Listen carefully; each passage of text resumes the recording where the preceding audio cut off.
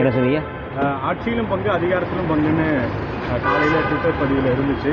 நாங்கள் தான் மையம்னு உங்களுடைய கருத்தாக இருந்துச்சு. எப்படி இருக்கு? அது தலைவர் இன்றைக்கி முடிவெடுக்கிறேன்ருக்காங்க. தலைவருடைய முடிவுக்காக நானும் காத்திருக்கிறேன்.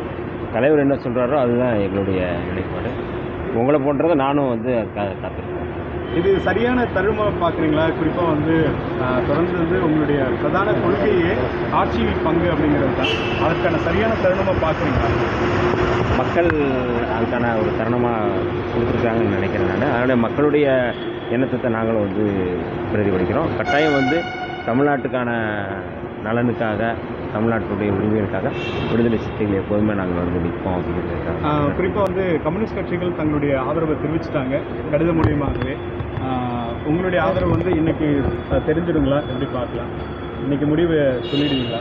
இல்லை, தலைவர் ஏற்கனவே நேற்றைக்கு உயர்நிலைக்குழு கூட்டம் நிறைவேற்றது. அதை ஒட்டி நல்ல முடிவு எடுத்திருக்கிறாங்க. இன்றைக்கி தலைவர் அறிவிப்பாங்க. அந்த அறிவிப்பு உங்களை போன்று நானும் காத்திருக்கேன். சரி, இன்றைக்கி இருக்கக்கூடிய அரசியல் சூழ்நிலைக்கு உங்கள் கட்சியோடைய முடிவு ஒரு முக்கிய பங்கு ஆகும் அப்படின்னு பேசப்படுது. இதில் தான் உங்கள் முக்கிய முடிவு இருக்குது. இதுக்காக உங்களுடைய இந்த முடிவு எப்படி இருக்கும்? உங்களுடைய தனிப்பட்ட தலைவர் இல்லை, எனக்கு தனிப்பட்ட கருத்துன்னு ஒன்றும் இல்லை. கட்சியினுடைய கருத்து, தலைவருடைய கருத்து தான் எங்களுடைய கருத்து. தமிழ்நாட்டுடைய நலன் அப்படிங்கிற ஒரு கருத்து தான் எங்களுடைய கருத்து. அதனால் கட்டாயம் இந்த கருத்து ஒரு நல்ல முடிவாக இருக்கும். நான் நம்புறேன். கடுமையாக விமர்சனம் செய்ததில் நீங்கள் ஒரு பிரதான நபராக இருக்கீங்க.